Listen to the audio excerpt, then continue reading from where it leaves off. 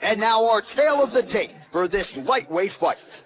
4 years apart, with similar height and some differences in reach. All right, now for the official introductions, here is Bruce Buffer. Ladies and gentlemen, this is the main event of the evening. And when the action begins, a referee in charge of the Octagon, Yves Loving. And now, this is the moment UFC fans around the world have been waiting for.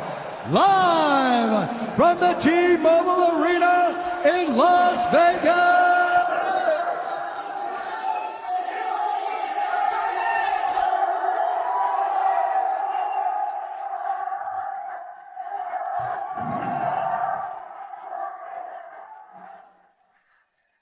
This is absolute.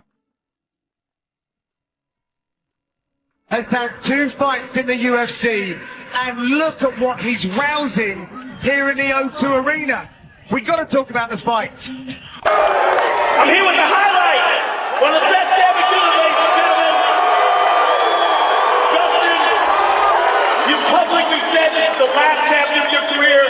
You want to go out with the title. Give us your thoughts on what tomorrow night means to you.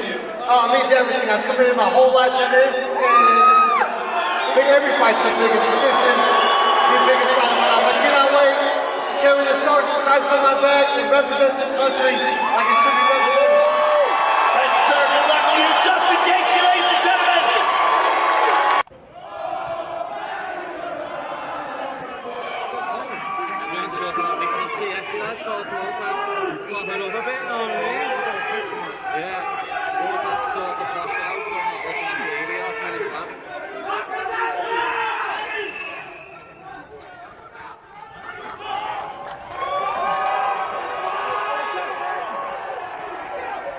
Justin, Paddy says he's been preparing for you like he prepared for the Michael Chandler fight.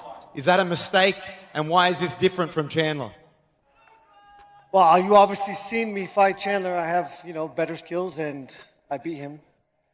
But I don't care what he says, what he thinks. If he thinks I'm Michael Chandler, again, it goes back to my first statement.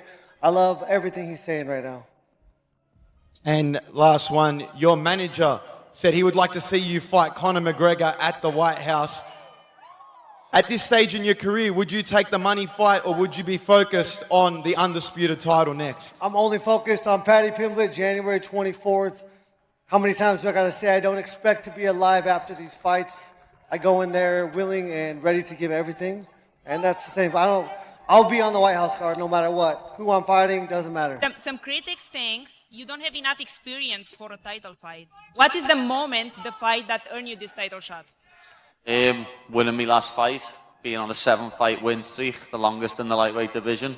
The critics can stick it up their asses. I'm the one who's fighting for the belt.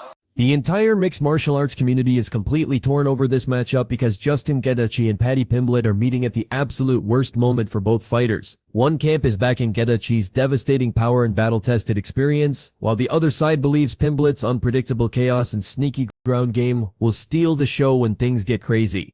We know Justin Gaethje is known for his iconic backflip. If everything goes for you well, do you have anything up your sleeve come celebration time? I'm not doing no backflip, me lads. Fuck that, I'll break my neck. Don't know, probably just start dancing like I always do, lad. I've got nothing. Paddy has been crystal clear from day one that he's walking into a war zone. That face-off just threw fuel on the fire because what we saw wasn't fake drama or showmanship. This was raw, personal tension that made everyone watching uncomfortable. and both guys looked at each other like this fight would make or break their legacy the second that cage locks. This fight. Usually when we think of Gaethje, we think of wars, we think of back and forth scraps. Do you think this is going to be a dominant one-way traffic performance by yourself? That's our job, innit? We're meant to hate each other. That's what everyone's here to see. You know what I mean? Is part of you hoping that maybe Justin can finally be the one to drag you into a war, take you the full 5 rounds and see what your medal is made of? Yeah, of course, but I know I've got that in me anyway. I know I've got the heart and the desire to go 5 rounds with a warrior like Justin Gaethje, but it's not going to go that long. As I say, I'm going to put a beating on him, and it's going to be like he's never had before, and I can't wait to show everyone just how. Pimblett isn't treating this like some technical puzzle to solve. He's mentally locked into a straight-up brawl, where inflicting real damage is the only thing that counts. And when he talks about leaving permanent marks on Gaethje, it sounds less like hype and more like someone getting ready to hurt another human being, instead of just winning rounds. Do you feel like you're representing the legends against the disrespectful new breed here? I'm still in it. Legends retire. I ain't retired yet. I'm still in it. The fire is still as bright and as hot as it's ever been, and I cannot wait to fight this guy. Well, Dustin's never got a nice word to say about me, lad. So, I was honest and said he looked like shit against Gaethje. Fucking hell, stop fucking crying, you gonna That wasn't even the fight you were talking about. You said his last fight. Which? No, I'm saying Dustin looked like shit against Holloway. That was what I said. You would also look like shit against Holloway. Well, we'll see once I beat you. When someone brought up the possibility of this going 5 brutal rounds, Paddy jumped at the chance to say his conditioning and toughness could handle that kind of punishment. But here's what caught everyone's attention. He brushed off that scenario completely, acting like his impact would end things way before the championship rounds even started. Paddy, Justin said yesterday that you're no Khabib Nurmagomedov on the ground and he's going to fight you with no fear in that area. Do you think he's going to be surprised about your ground game if it does go there?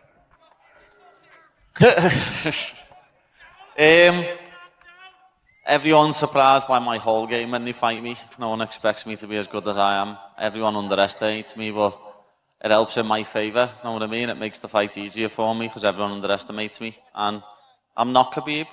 No one else is.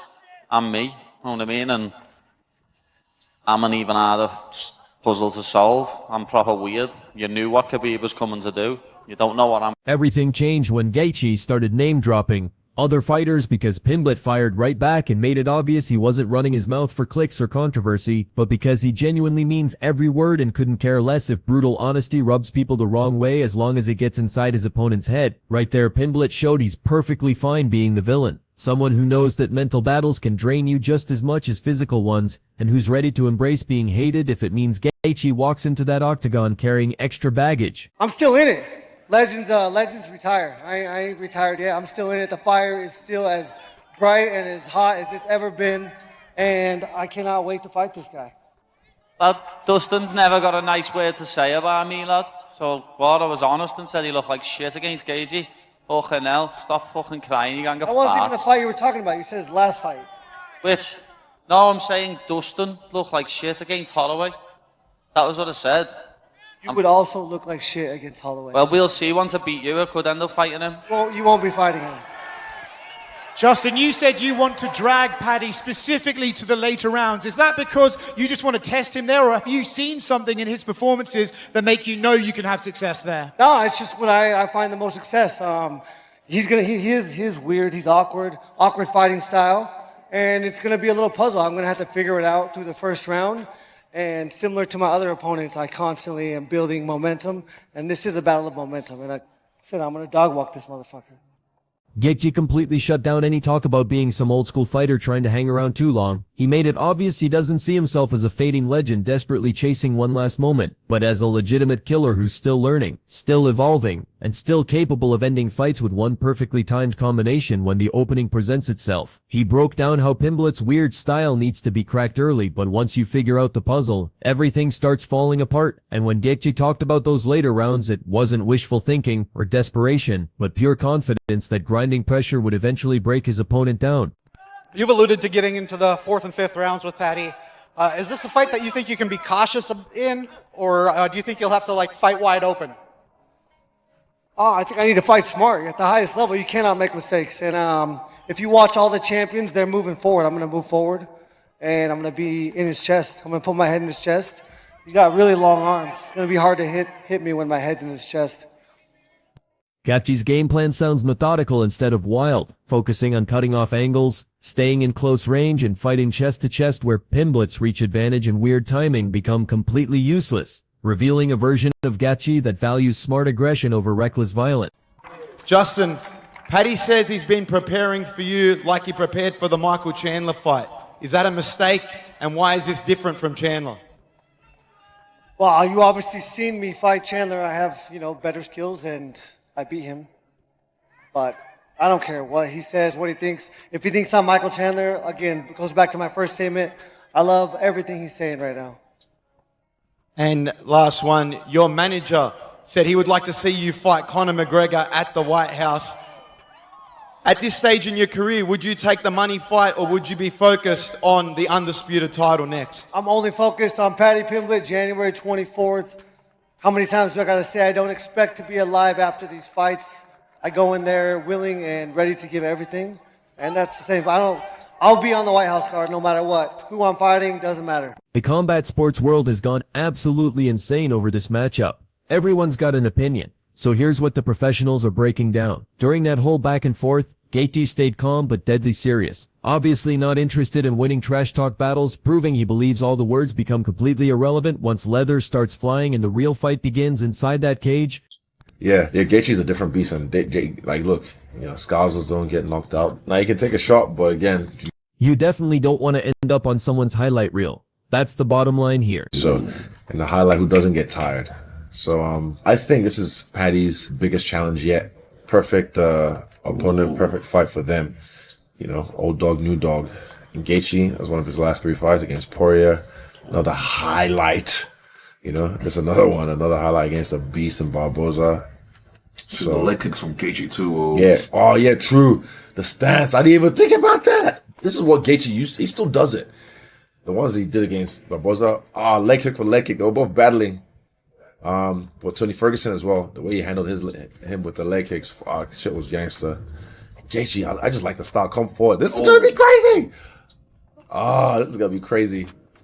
The discussion blew up beyond just these two fighters, with experts and former champions jumping into debates about what this fight actually means. Most are pointing out that we're not seeing a washed-up version of Gaethje, but a seasoned destroyer still capable of breaking anyone willing to stand and trade with him for too long, and that threat is completely legitimate. And Gaethje is that guy, 37, but he's still that guy. He's still the violent highlight. So, yeah, but again, that kind of stuff is fuel if you choose to use it as fuel. So, he seems like he is. What should Gaethje's approach to this fight be? Fucking be Gaethje. Just be Gaethje. Be you. Do you. You know who you are. So don't let him tell you who you are. Show them who you are. Leg kicks is good, but don't start for leg kicks. Start off with his. Gaethje has a nice jab. He likes to stay in the mid range, so he'll be able to jab Paddy. But Paddy as well has. If he uses his jab well, he'll be fine. I think Paddy will be on the back foot first, and if he cracks Gaethje, then he'll be the one dictating the pace. But Gaethje will be the first one dictating the pace, in my opinion, in the first few exchanges or in the first round. Gaethje has to also be careful because Paddy hits hard. Gaethje can eat him. Look. There's a reason Paddy's the favorite in this fight. Again, I'm just going to follow the script today. Today I'm following the script. What, smart money? Yeah, just smart money. So if I say Paddy in this fight, I just think it's going to be fire. Pimblett's rise has been incredible, but Gaethje's experience in those do-or-die moments is exactly why this feels so unpredictable. Because in fights like this, one sloppy exchange, one careless rush forward, or one poorly timed takedown attempt can instantly rewrite someone's entire legacy. Fiziev fight ends up being a close decision where he builds as the fight goes on and starts breaking him in the third round. Both times that seemed to happen. But Fiziev took him down in round 1. Pure striker Fiziev. Took him down in round 1 and had him in an inverted triangle. And had him there for a while. And I think he could have done a lot more work from that position if he kind of knew the position he was in. But it seemed like once Fiziev ended up there, he just started hitting the body a few times and then thought, I don't know where to progress from this position. If Pimblett ever ends up landing on Gaethje in like one of those precarious positions, it's going to be immediate, like a latch, single triangle on the arm, wrench, go round to the back. It's going to be like a systematic jiu-jitsu difference that Oliveira had, but after dropping Gaethje in the first place, you know? Plenty of analysts are picking Pimblett, not because Gaethje can't get it done, but because Pimblett has passed every single test thrown at him, displaying improvement, heart, and confidence that seems to reach new levels every time the stakes get higher. So I'm going to go with Pimblett by submission. I think at some point he'll end up on top of Gaethje. Will that be from a takedown? I think he could if he gets the body lock. I think he could. I don't think I see him shooting single leg or a double leg on Gaethje and getting it. But if they end up brawling and he shoots in while he bounces off the cage and gets the body lock and drags him like he did to Chandler, I could see it there. I could see it happening there. I could even see him dropping Gaethje or wobbling him on the feet. Gaethje does get wobbled and dropped. He's been wobbled and dropped. He's been flatline KO'd. So it can happen to him, you know, where he ends up in that stumbly mode. And in that stumbly mode might be where Pimblett could get a takedown for a submission or a ground and pound. The technical analysis keeps coming back to scrambles on the ground where Gaethje has looked vulnerable before, and the possibility that if Pimblett ever gets him in those same bad spots, the gap in grappling control, smooth transitions, and finishing ability could end things immediately and definitively.